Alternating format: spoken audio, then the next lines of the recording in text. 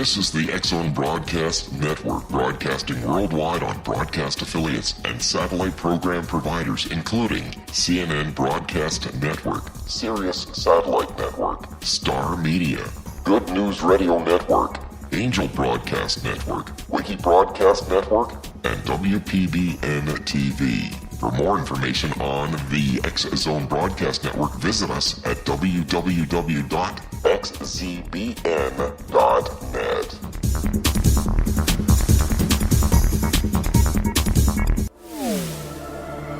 The X-Zone Radio Show with Rob McConnell is largely an opinion talk show. All opinions, comments, or statements of fact expressed by Rob McConnell's guests are strictly their own and are not to be construed as those of the X-Zone Radio Show or endorsed in any manner by Rob McConnell, Relmar McConnell Media Company, the X-Zone Broadcast Network, its affiliated networks, stations, employees, or advertisers.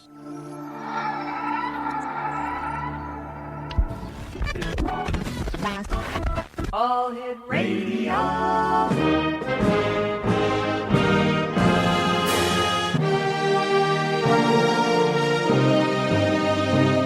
Welcome to the X-Zone, a place where fact is fiction and fiction is reality. Now, here's your host, Rob McConnell.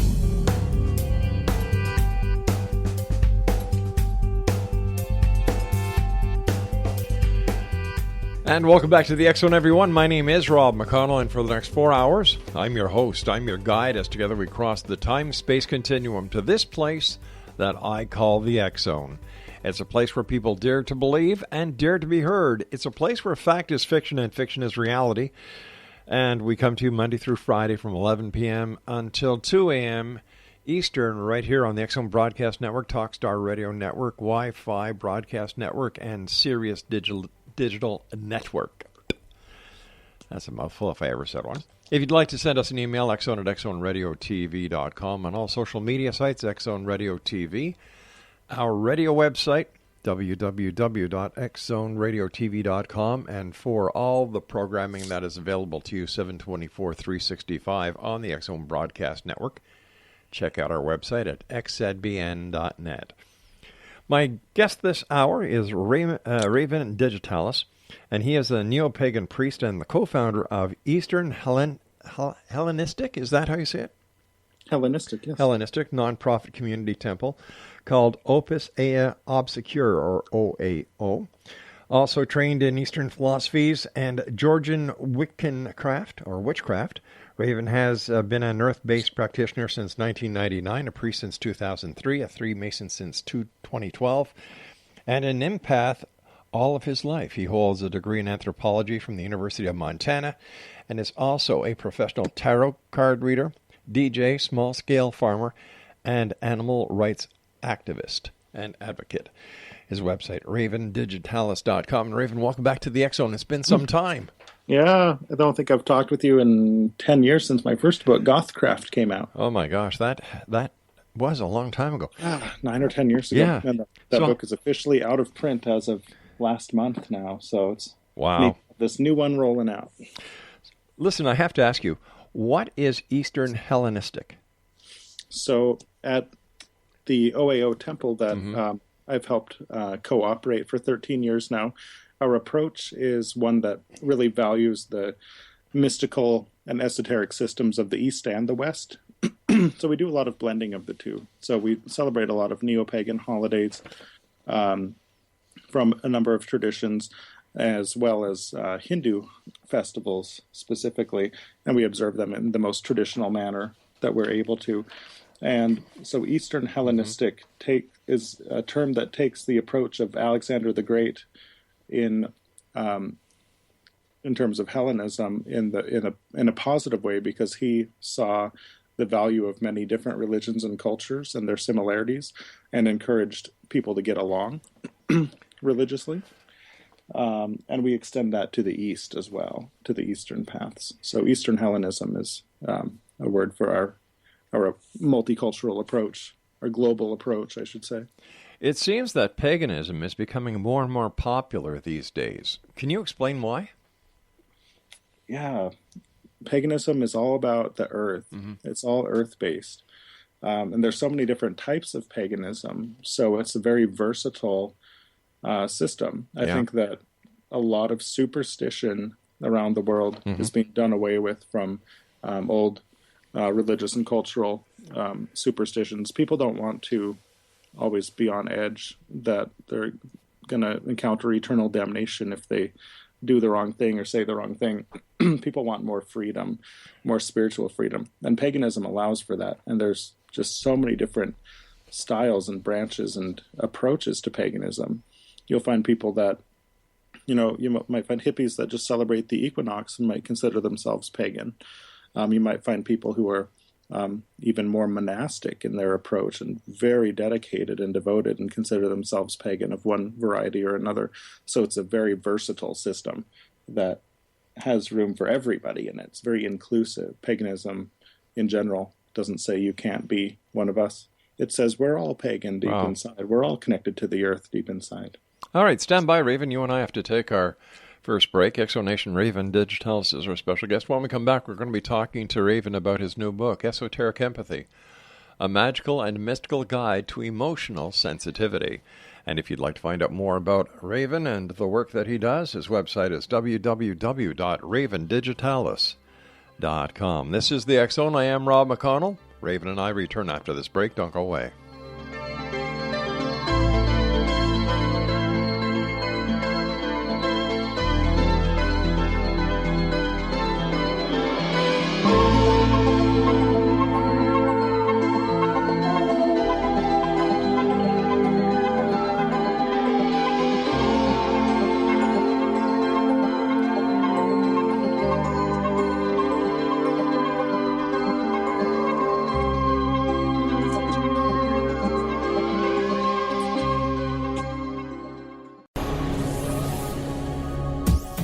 This is the X Zone Broadcast Network, broadcasting worldwide on broadcast affiliates and satellite program providers, including CNN Broadcast Network, Sirius Satellite Network, Star Media, Good News Radio Network, Angel Broadcast Network, Wiki Broadcast Network, and WPBN TV. For more information on the X Zone Broadcast Network, visit us at www.xzbn.net.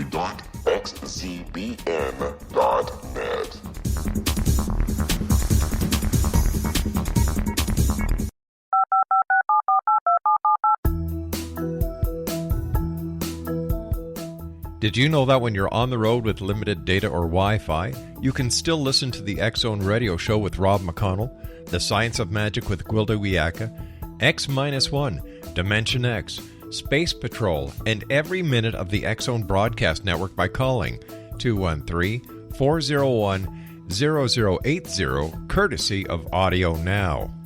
No smartphone, app, or internet needed. It saves your data plan, and it's free if you have unlimited minutes. Call 213-401-0080 to listen on any phone, anytime, anywhere. Remember, 213-401-0080 for the best of the paranormal, parapsychology, and sci-fi radio programming anywhere, 24/7, 365.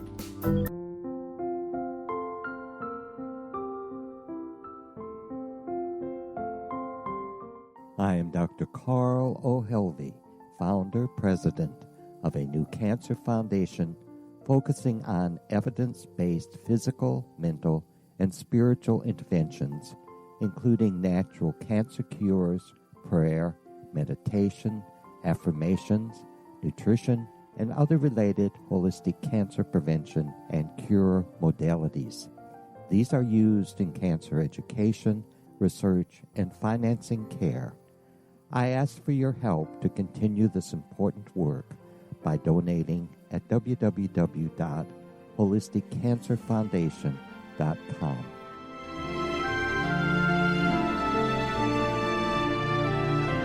Hello, I'm Pete Marsh. With my daughter Justina, we will be presenting the new radio show, Too Good to Be True. If something seems too good to be true, it usually is. But with the help of Justina's amazing gifts, we're going to gain insight into questions that don't yet have complete answers. Have you wondered who built Stonehenge and for what reason? Why are crop circles found in the same region as Stonehenge and elsewhere? Are crop circles a hoax, or are they created with technologies that we have little knowledge of? Who built the pyramids in Egypt and also in other countries? How and why were they built?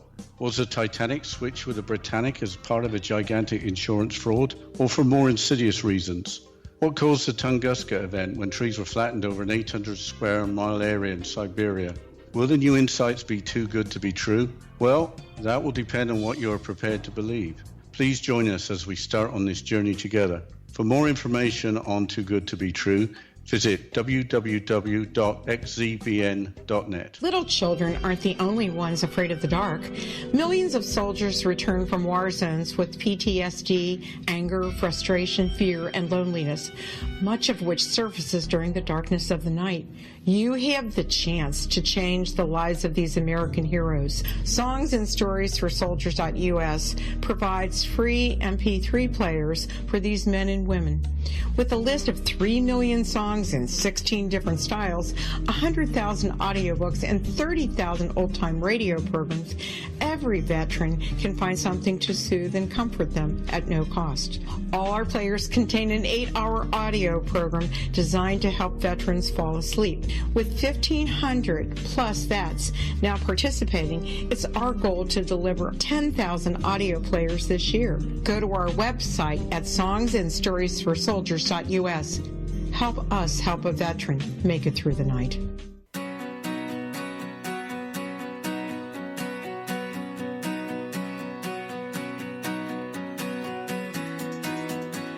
Exonation, Raven Digitalis is our guest. We're talking to Raven this hour about his new book, Esoteric Empathy, a magical and mystical guide to emotional sensitivity. And his website is www.ravendigitalis.com. Raven, tell us about your new book, and congratulations. Oh, thank you. Well, my book is, I think, my most important one to date, and Esoteric Empathy is my 4th book. It took about 6 years to write and really formulate, I think, with all sorts of art in many, whatever kind of art one is channeling. It's something that comes to a person that is received like a frequency that needs to come down and take a manifested form. So with this book, I was sure not to rush it. I feel like with my spell book, my 3rd book, I really rushed that because I just wanted to see it come to life. But with this one, I just took a slow and steady wins the race approach. And empathy is a subject that needs as much attention as it can get. The world needs empathy desperately, as much as it can get. And so I just let this frequency of this project come to me as it wished. And I would conduct that through myself and create the book and the text based on how it presented itself to me. So what does esoteric empathy mean? So esoteric is a term that means mystical, basically, or only available to a select few, to those who wish to look a little deeper. So I think mystical is probably the best synonym for esoteric, I would say. And then empathy, of course, is the way that we connect with each other and connect with animals, with the earth. It's the emotional reflection that we feel from one another. So if you are talking with somebody, you want to relate to them. That's empathy. You want to feel somebody's joy if they're feeling joy, and that's empathy. And it's something that everybody has. So, esoteric empathy is taking the normal human empathic experience to the next level, looking at the mystical dimensions of it and seeing what we can do emotionally for our own healing and to also help heal others. Who is this book written for, Raven? I would say that the book is written for empaths, people who identify as empaths, as people who have their emotional receptors turned on high and who experience other people's emotions as if they are one's own.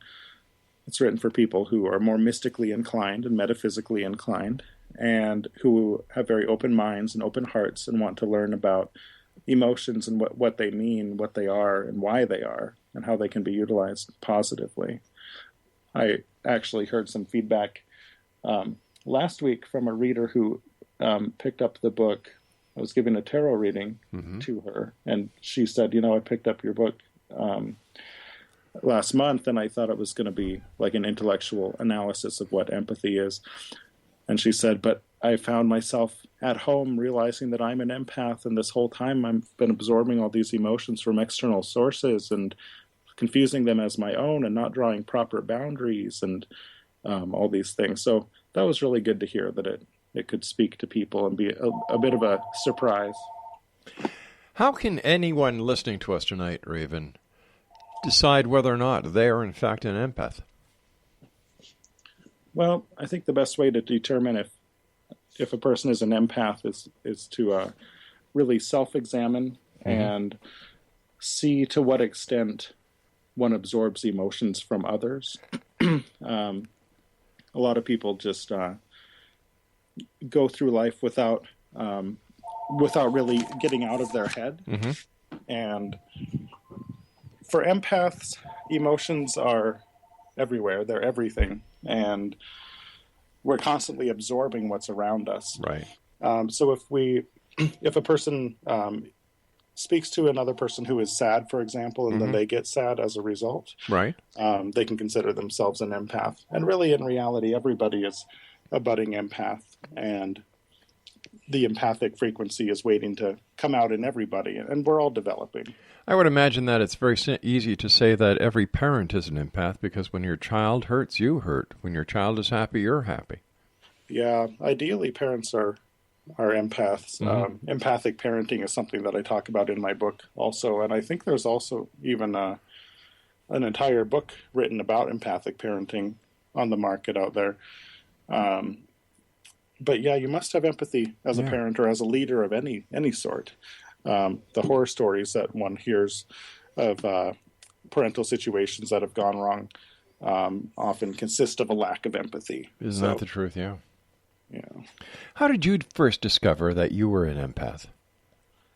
Well, it's an interesting story. And in my Esoteric Empathy book, I open each chapter with an anecdote, a little story about my own experience. And so I open with that anecdote about how I discovered I was an empath, or could feel comfortable identifying as an empath. So what happened is that I had first encountered magic, witchcraft, and esoteric spirituality as a teenager, and I'm 33 right now. And so I was in high school, and teenagers are super emotional anyway, and hormonal, and there's so many changes going on in the teenage mind and body and spirit simultaneously. So I didn't know if what I was experiencing was common, or if I was ultra sensitive, or why I was ultra sensitive, especially as a male. The society says, often says that you have to suck it up, buttercup. So I was very confused, being 16 years old, but still finding my place in paganism and in Wicca and in magical paths. And so just one day in high school, I just had this breakdown in between classes and just uncontrollably weeping. I'm like, what is going on? So I was lucky enough to have a spiritual elder who lived down the street, just a couple blocks away from my high school. And so I went to her house and I said, I don't understand what I'm experiencing. Why is it like this? Do I have a mental disorder? What's happening? And she said, well, you're an empath, obviously. And I'm like, what's an empath? I've heard of a psychic before, but an emotional psychic, what's that? So that kind of began my journey back then. And so ever since then, I've been delving into what that means, what empathy means, and what being an empath specifically means. All right, being an empathic person, how do you protect yourself from the external feelings of everyone in this great big world of ours? How do you do it? Even if you go to a shopping center, a train station, an airport, you're surrounded by people. How do you protect yourself? Well, I just did a little book tour in LA and San Diego, and there's a lot of people there. Of course, there's the airport and multiple airports. And so I really had to get those techniques up to par before doing that traveling. That was just 2 weeks ago. And In the past, I've traveled and it's been extremely overwhelming, but I kind of went into it this time with more advanced empathetic notice, I guess. Because I live in a smaller town and away in the country a little bit, kind of in the country, kind of in the city in between. But so what I found myself doing recently at the airport was being very mindful about my gaze, where my eyes went. Right. If I was feeling at all insecure or flustered, I would be careful not to look at anybody, because there's a lot of information and energy that's transmitted through the eyes. And if I was feeling good, I would smile and look at others and help lift them up a little bit. And doing things like that helps create a spiral of upliftment and positivity. So if I was feeling positive, I would ride that spiral out and radiate that positivity. If I was feeling a little negative, I would keep it internal. I would also wear protective charms, like black tourmaline is an empathic favorite. There's other things that one can do. And of course, doing daily yoga and prayers is very helpful to align and really anchor oneself in one's experience. And the biggest thing I think that I've discovered over time is that I'm not quite as affected by other people's external emotions as I once was, because I am not so attached to other people's perception of me. So I would often go through life really caring about being accepted all the time and having to fit in and having to please. And at this point, I'm more like, well, I'll be myself and encourage others to be themselves, and I hope it all works out well, but there's not as much attachment there, so that helps empathically. How do you deal with the pain that Mother Earth feels? I can understand how you protect yourself and block yourself from the people in the airports and the train stations and book signings and cities, but how do you protect yourself from the way that Mother Earth is feeling? I'm sure she must feel a lot of pain these days. Oh, yeah. A lot of pain. That's a tricky one. I feel that the ancestors are connected to Mother Earth. So whenever I or my priestess or folks in my group work with Mother Earth energy, we always simultaneously work with the ancestors, because we believe those spirits are keepers of Mother Earth in many ways, especially the native ancestors. And then also local spirits are connected to Mother Nature very intricately. So the elemental spirits, tree spirits, water spirits, and of course the animals. We try to communicate with them and send positivity as much as possible. When Mother Earth is aching in a certain area, I try to send that lots of light and love and healing energies to the best of my ability, and then follow it up by doing things like calling my senator, like I did yesterday, or sending a postcard to somebody who's in charge of environmental protection, and doing those kind of real world actions in addition to the energetic actions, because it can really come in to an empath's soul to feel global sorrow, whether it's nature herself, the earth herself, or whether it's fellow humans or animals. There's terrible suffering across the world, and we should always keep that perspective, but not allow ourselves to become victim to those evil forces, but rather to fight against them through goodness. I would imagine that when you and other people who are very empathic go through areas where there at one time or another was a great battle, it must be very hard on you. Do you still, once again, it must be very hard being an empath, especially if you don't know it. And I'm wondering, listening to you, how many people out there, like yourself when you were a younger person, who are empathic and are wondering if that what they're feeling is normal, if there's something wrong with them, and all it is that they're empathic. It must be very hard growing up being an empath and not knowing that you are. Yeah, a lot of people think that it's a curse. And I've even had people cease friendships with me because I wouldn't agree with them that empathy is a curse. So, wow. And I understand how overwhelming it can feel. Well, we've got to take our news break at the bottom of the hour, Raven. Thanks so much for joining us. Always a great pleasure talking to you. Exonation, Raven Digitalis is our special guest. His new book, Esoteric Empathy, a magical and metaphysical guide to emotional sensitivity. And we'll be back on the other side of this break as we continue here in the X Zone from our broadcast center in Hamilton, Ontario, Canada. Don't go away.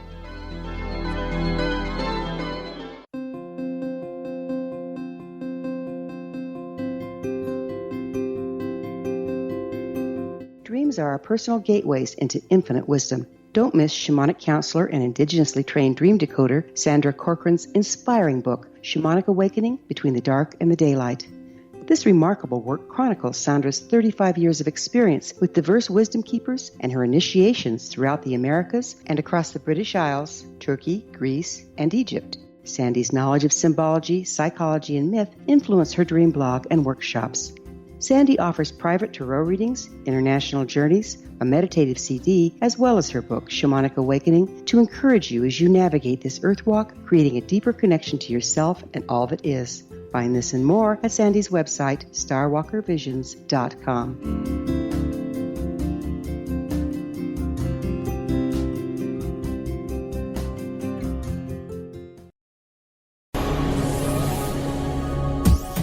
This is the X Zone Broadcast Network, broadcasting worldwide on broadcast affiliates and satellite program providers, including CNN Broadcast Network, Sirius Satellite Network, Star Media, Good News Radio Network, Angel Broadcast Network, Wiki Broadcast Network, and WPBN TV. For more information on the X Zone Broadcast Network, visit us at www.xzbn.net.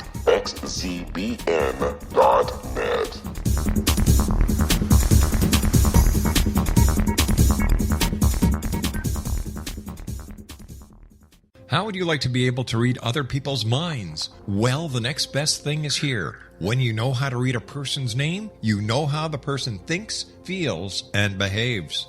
Each letter in our name holds a key to unlock our true essence. Our name contains both our gifts and challenges in this lifetime.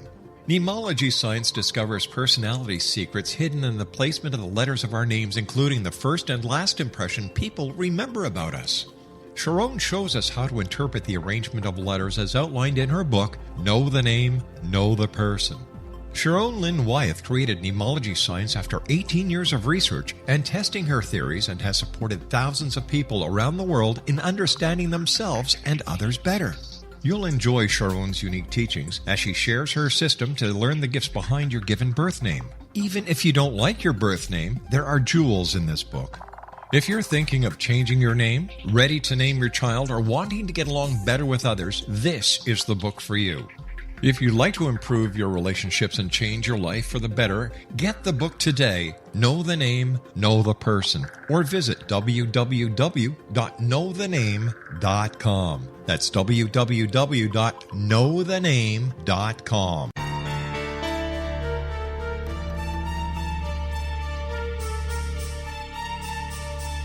Hello, I'm Justina Marsh, and with my dad Pete, we are going to present a new show called Too Good to Be True. Together, we are aiming to discover more truths about this world and beyond. Do you have unanswered questions about the world? Do you ever wonder about aliens, conspiracy theories, or the universe? There are many shows discussing subjects such as pyramids or UFOs, but we want to relay this information based on our own research, including from spiritual means. Hopefully, listeners will be helped with their own beliefs and will appreciate the psychic insights that add to the previous research and information. We both look forward to sharing this insight and beginning this journey with our listeners. Visit xzbn.net for more information about when to listen.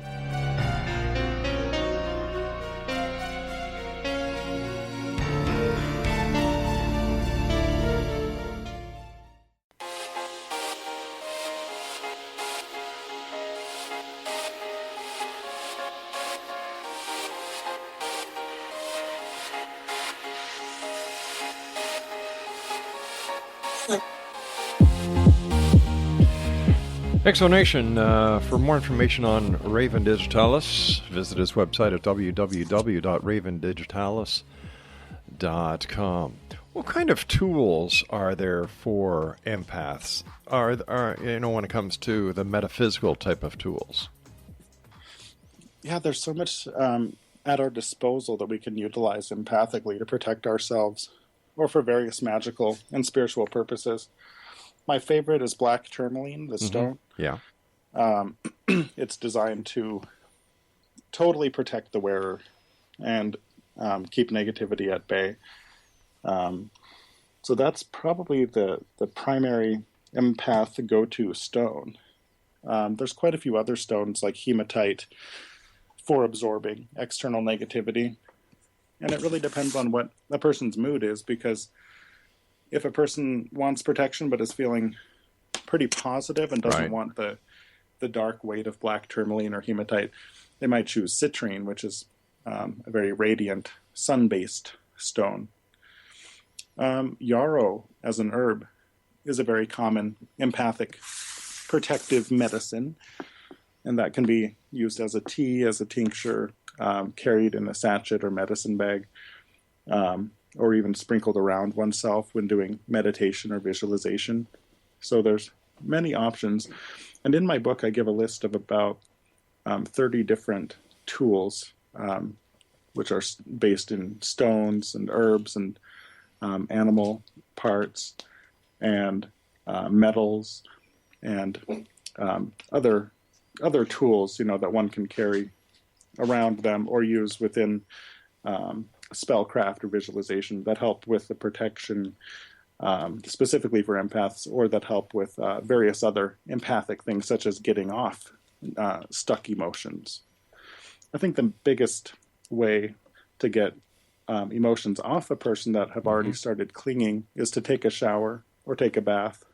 I love baths myself, but sometimes showers are nice because the water goes away instantly, and that takes away some of the energy that has accumulated. And empathy is based in water, it's ruled by water, so that's very helpful. How old were you when you discovered that you, Raven Digitalis, were a pagan?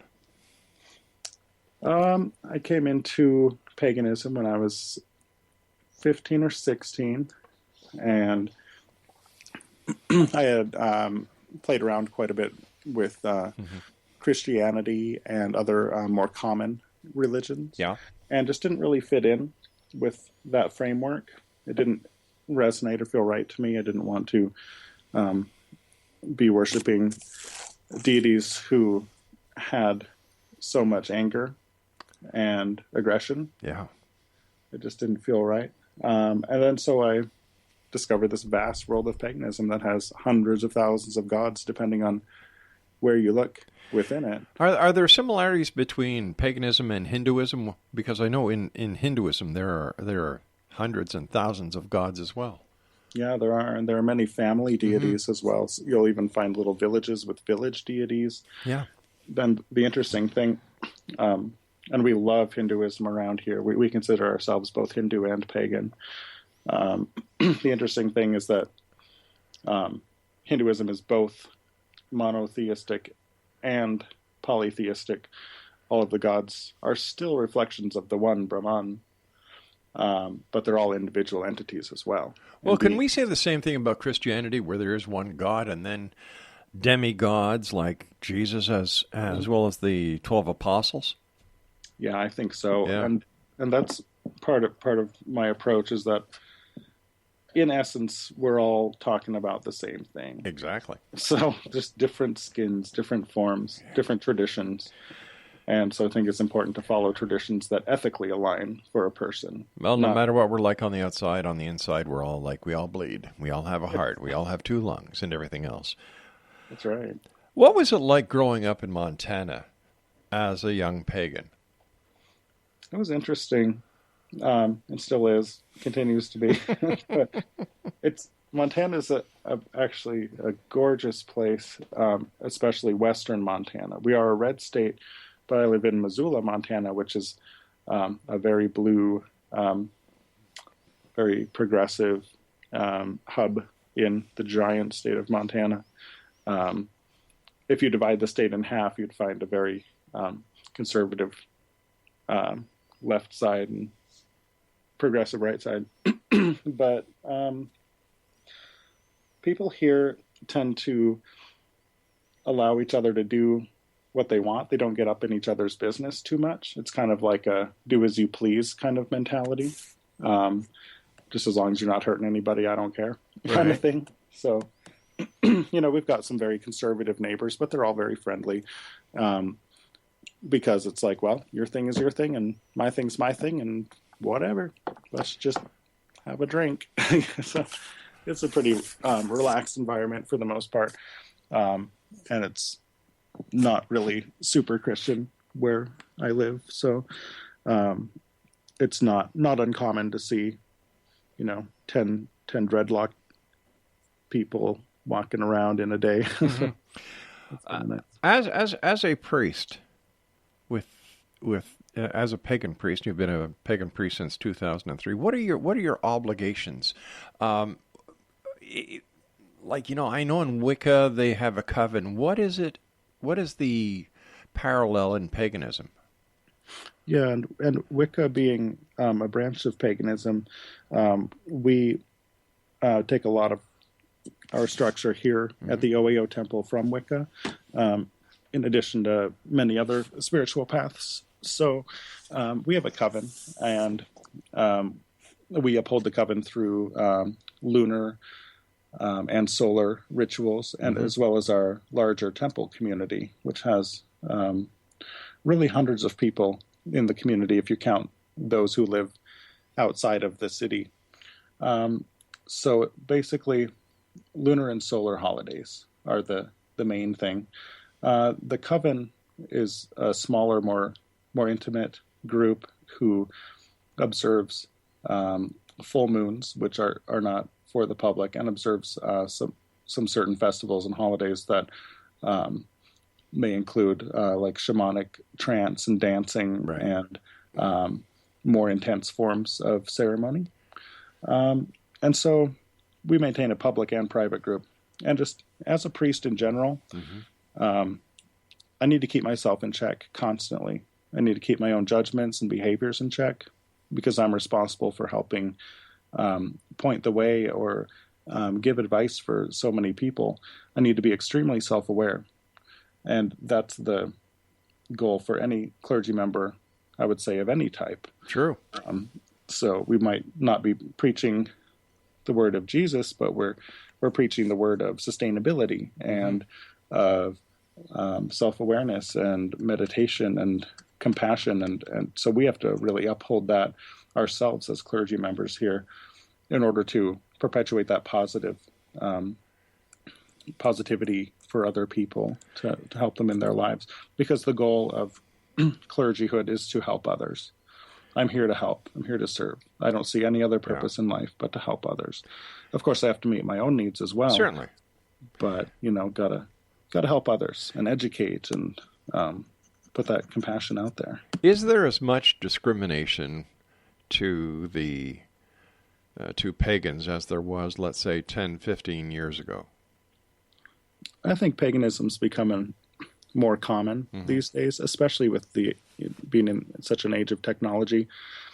If people care to, they can hop on Google and just type in the word Wicca and pull up a whole bunch of history, or even like a 5-minute video on YouTube. So people can, become instantly educated on their own terms if they wish to. Is there a difference between being a Wiccan and being a witch? Well, it's one of those things where there's witches, there's Wiccans, there's pagans. So Wicca is a branch of paganism that was begun in the late 40s, early 50s by Gerald Gardner and Doreen Valiente, and took from a lot of ancient Celtic pagan traditions. So Wicca itself is a pagan path, but there are also many other pagan paths.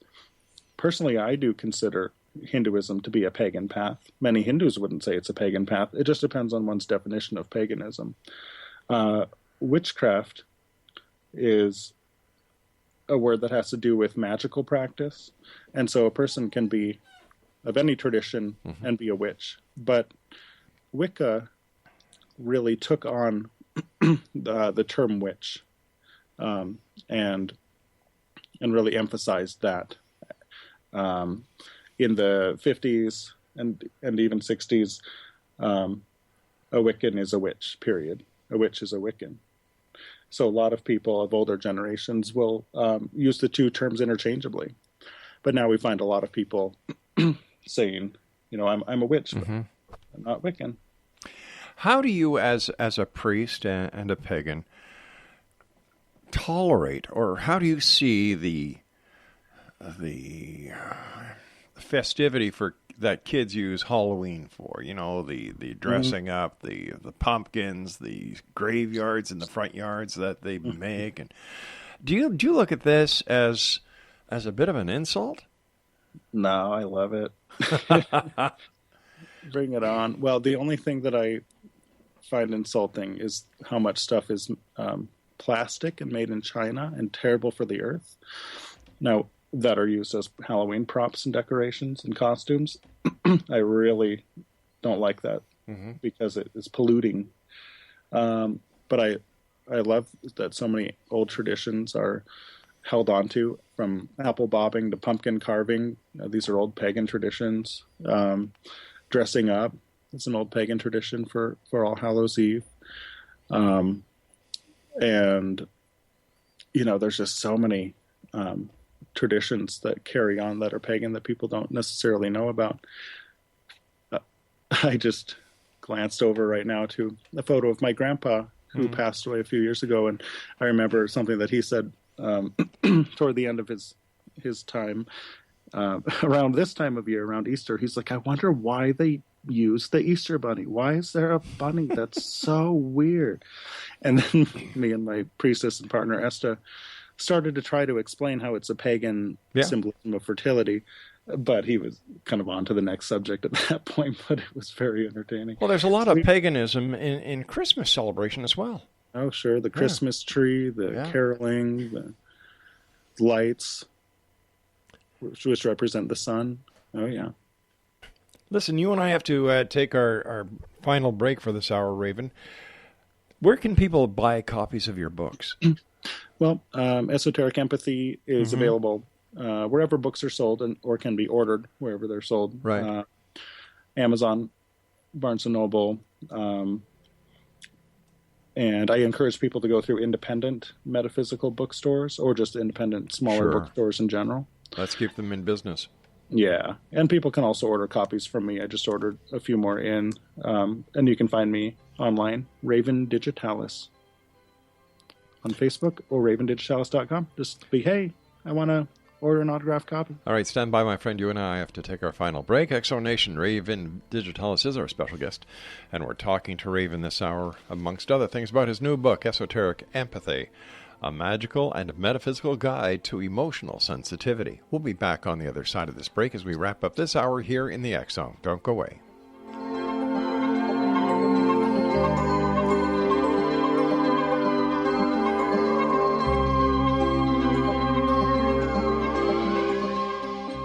Hi everyone, Rob McConnell here, and I wanted to spend a moment on internet streaming. Everybody has heard about internet streaming, but not many know much about it. Did you know the internet streams just about everything? Movies. From new releases to old classics. TV shows. Almost every show, every episode, and much more. But the question has always been, how do you do it? Well now, thanks to the folks at 123 Ready TV, I have the answer for you. They have developed a simple program app, 123 Ready TV, that you install on your Windows PC, Android smartphone, or Android tablet that can have you streaming like a pro in less than 5 minutes. You truly won't believe how much is available or how easy it is to do until you try. And for a one-time cost of only $19.99, this product is a real winner. To learn more about 123 Ready TV, visit our website at www.xzbn.net.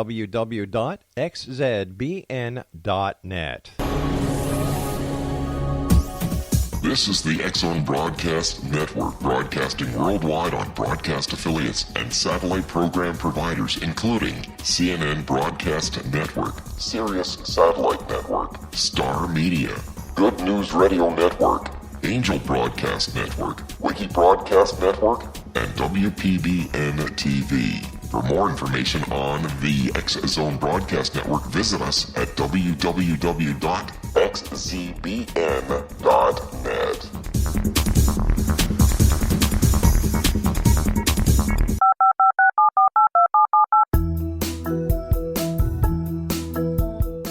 Did you know that when you're on the road with limited data or Wi-Fi, you can still listen to the X-Zone Radio Show with Rob McConnell, The Science of Magic with Gwilda Wiyaka, X-1, Dimension X, Space Patrol, and every minute of the X-Zone Broadcast Network by calling 213-401-0080, courtesy of Audio Now.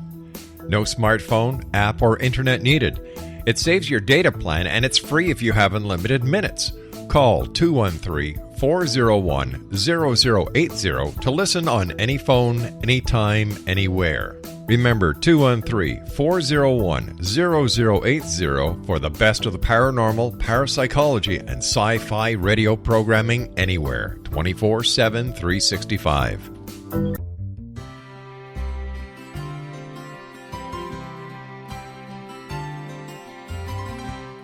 True healing must address 4 levels: physical, emotional, mental, and spiritual, for us to live joyful and productive lives. We tend to treat 3 of the 4, leaving the spiritual languishing. If you're tired of the same dysfunctional patterns cropping up in your life, Soul Balancing is for you. Trixie Phelps, owner and founder of Soul Balancing, is a naturally gifted energy healer trained in numerous esoteric forms, including shamanism. Trixie has created a powerful modality that safely and effectively clears your energetic field. A soul balancing session can remove interference, heal trauma, and restore your hope. Contact Trixie for a life-changing long-distance session today. www.soulbalancing.world.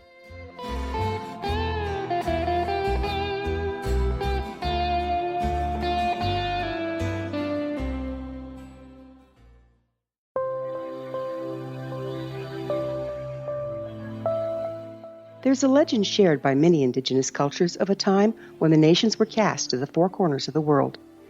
Each nation was given a body of sacred knowledge that held a different portion of the truth to preserve.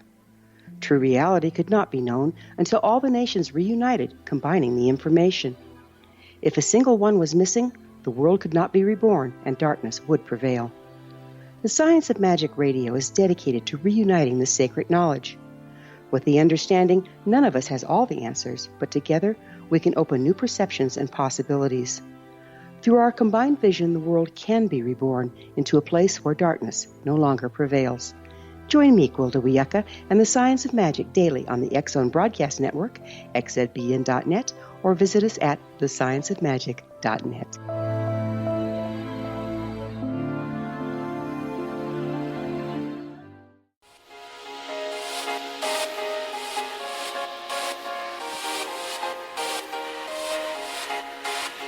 Raven Digitalis is our guest this hour, X-Zone. We're talking to Raven about his new book, Esoteric Empathy, a magical and mystical guide to emotional sensitivity. Raven, you are known to be an advocate for animal rights. Why are you so passionate about this cause? I know why I am. I want to hear why you are. Well, some people don't like it when I mention animal rights things on Facebook, especially because it could be... People don't like to be called out on their ethics, and they didn't solicit my opinion, so sometimes people don't like what I have to say. But, I'm not a vegetarian. Yep. I was for 8 years, and we prefer to raise our own meat and eggs around here whenever possible, or support local hunting and fishing and local farming whenever possible. I just... have always taken issue with factory farming and how animals are treated there and then in other ways as well, because animals are innocent and they can't speak up for themselves. We have to protect them. And sometimes that means making a sacrifice of not eating meat if you can't confirm its source in a restaurant. If you don't know if the animal had a good life, why eat it? Because we don't want to put that energy in our bodies. Sure. We don't want to support those industries. Yeah. Yeah. What are some of your reasons? Well, because I love animals. I have always loved animals. I believe that animals have the same rights as we do. I was the director of communications for the SPCA, and my job that I took very seriously was letting people know how mean humans are towards animals. Right. I spent time with the inspectors or the investigators, went out on calls with them, and saw how people can be so mean. And if a person is mean to an animal, nothing is stopping them from being mean to another person. Right. These animals share this world with us. And unlike a lot of people, I don't put humans at the top of the totem pole. I put animals on the top. Me too. Yeah, and we've got 3 dogs, and we support as many of the animal shelters and causes we can. Great. Because we all share this planet. We all share life together. And just because we're supposed to be, I don't see how we are, the caretakers of this planet, because if we are, we should be fired. We're doing a lousy job. Right. So I love animals, and I go out of my way to do whatever I can to make this a better world for them, because I believe it's what it's part of our charge. Definitely. And there's so many different ways we can make a difference. And it's not just about not eating meat or whatnot, but about supporting the right industries and reporting abuse if we suspect it. Like, I don't see why anybody would wear a seal skin coat after watching videos on the seal hunt. Yeah. Or, how dolphins are tracked in Asia, and how the whale hunts go on. And why do you have to kill a whale when we have so much fossil fuel? It makes no sense to me. Killing a shark for a shark fin soup, my God, get Viagra. It's a lot cheaper and you don't kill anything. Right, exactly. I agree with many of the old ways, but you've got to come into the 21st century. We don't need to kill whales. We don't need to kill animals for the thrill, go on a safari and kill animals just so we can have our pictures taken with it. There's no need for that. I've got a green screen, for God's sake. If you want to stand in front of a lion, gosh, I can insert you in front of a lion very easily, Right. We don't have to kill. And then we kill other animals when we go to war, and we kill the animal called human. Right. Because we're animals. Sure. I shake my head sometimes and I wonder, what is this world coming to? How can we best work together to solve the problems? And my way is getting as many people to come on this show to share the information that they have, to give people other ways of looking at things. Mm-hmm.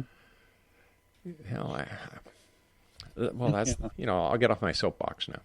It's important for us to do whatever we can to help the animals in the world, because they can't do it themselves.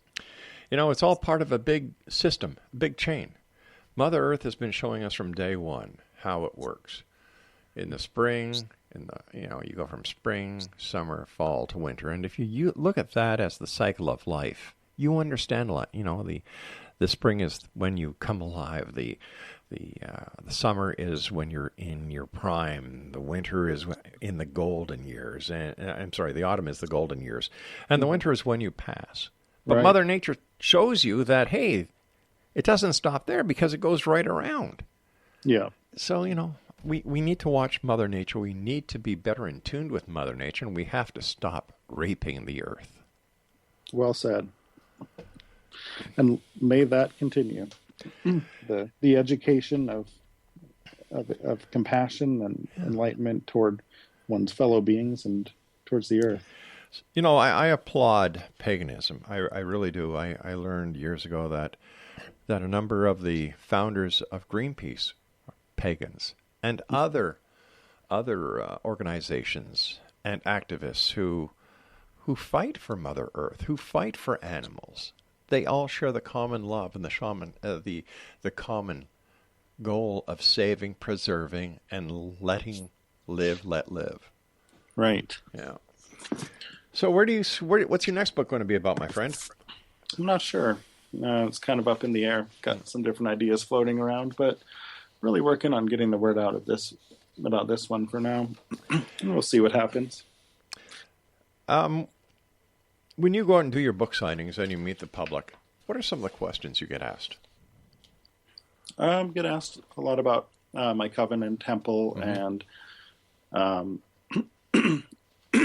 my tarot readings, and a lot of questions about empathic protection, and about the writing process, I would say. What was the hardest part for you writing this last book? It was, I really felt like it came together so well because I just allowed it to create itself. I think the hardest part was hauling all of those books from the library in my arms that became part of the bibliography. What was the most gratifying part, most gratifying chapter that, you started the chapter, you wrote it, and then you looked back and you said, wow. Yeah. That's it. That probably came with the chapter that is specifically focused on magic and empathy, because I've never encountered any material like that about using empathy in these different magical ways specifically. So that was really neat to reflect on, because it was just so unique, I think, and I am loving the response about that chapter so far, especially. Are you finding younger people are turning to paganism as not only as a point of interest, but a new and exciting way to look at life and to be part of a collective and a group of people who share their love and their feelings for Mother Nature and the world around them? No, definitely. There's so much appeal with paganism these days because people want that sense of freedom. They want to have community, people who feel similarly, who care about similar passions and don't want too much drama in their lives, or competition. When drama and competition work their way into any community, then watch out. So people like to, people often feel safe in pagan communities.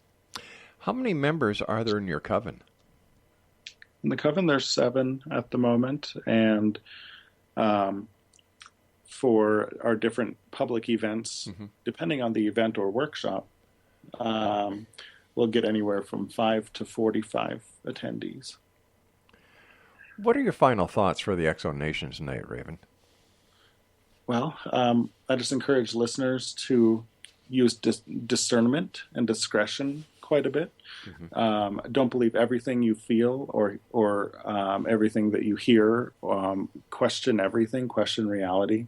One important thing that you really do with your program is that you encourage people to think outside the box and question the world around us and put our feelers out a little more and come to our own conclusions. And I think that's so necessary in this world that wants to tell people how to be, who to be, what to do, how to behave, how to look.